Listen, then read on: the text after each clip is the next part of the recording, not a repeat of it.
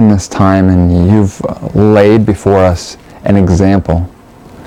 Father, you created all things in 6 days, and on the seventh day you rested. You sanctified it by your own presence. And Father, even to this day we enter into your rest, into the presence by the word which sanctifies us. Father, we want to thank you for this precious sign that we are your children. You are our God, and it's by the gospel that you recreate us, you make us new.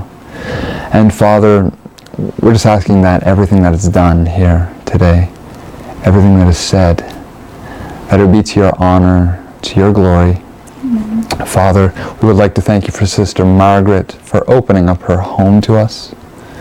Father, it's truly a blessing, truly a joy that we can have fellowship in the Spirit, and truly our fellowship was with you and with your Son, Jesus Christ. So Father, in all these things, we want to just praise you and thank you, because we know that you are with us. And Father, now as we go about this service today, I pray that our hearts would, each one watching, and Margaret, Elaine, David, would be blessed, and Father, that I might. My mother, when I gave it to her, she was crying almost every couple days just at what God had done for us. And then Sister Beverly, she was in tears just saying, you guys saved my life. And we had a heartfelt prayer with her before we left. And what a blessing it is to see the hearts of people change as well while we're doing this work. Amen. I can testify to that. Amen. It does work. Mm-hmm. God does work. Amen. It does work. It does work. And the health message, right? Oh, yes. Yeah. Ask and it shall be given. I see many people, the first thing they would, you tell them about these things, they say, no, I pop a pill. They pop the pill and they see no result. They just lull for a little bit, and then it all comes back, and sometimes in double whammy, a double force of thing.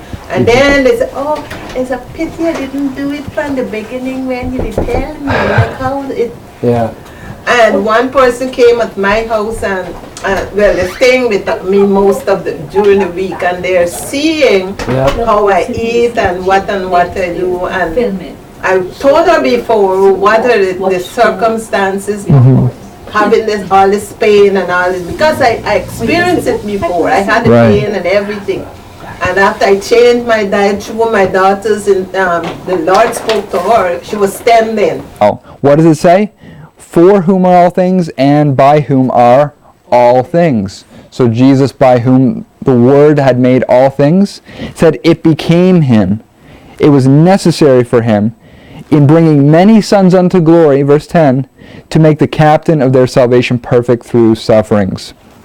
So he said, what is man that you are mindful of him? And he said, you put all things under his feet. But he says, but we don't see all things put under his feet right now. And now in speaking of that, let's go to, Just a brief thought I want you to kind of add to. What does it mean to have all things under man's?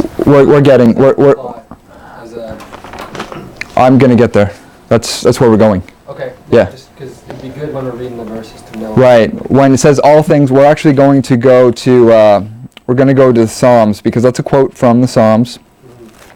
Psalm chapter 8. Let's just go to Psalm chapter 8, just so that we can look at the quote a little bit more clearly. Psalm chapter 8. Now, we're going to see soon set forth a contrast how the heathen were to be given for the inheritance of Jesus, how he would inherit those things. He was heir of all things, but the heathen, being alienated from God, he lost something that was originally his. He lost something. So how does he get the heathen for his inheritance? But let's look at Psalm 8, and it says in verse 4, what is man that you are mindful of him, and the son of man that you visit him? For you have made him a little lower than the angels, and have crowned him with glory and honor.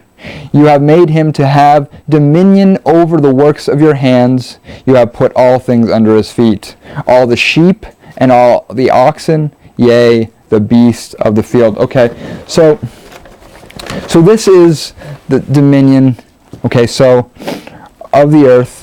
So we have man here. Man. The angels are made higher than man. So man is under the angels, and then the beasts. The beast, the fowls of Right. everything else. The creatures. The only thing that was not put on the man is man. The man want to be the head of man. Right, but man subjected themselves to the beast. Yeah, just a brief thought. The inheritance is to the seed, right? The seed of Abraham. And Amen. we are the seed of Abraham. We are joint heirs with Christ. I'm getting there. And so that's his kingdom that we are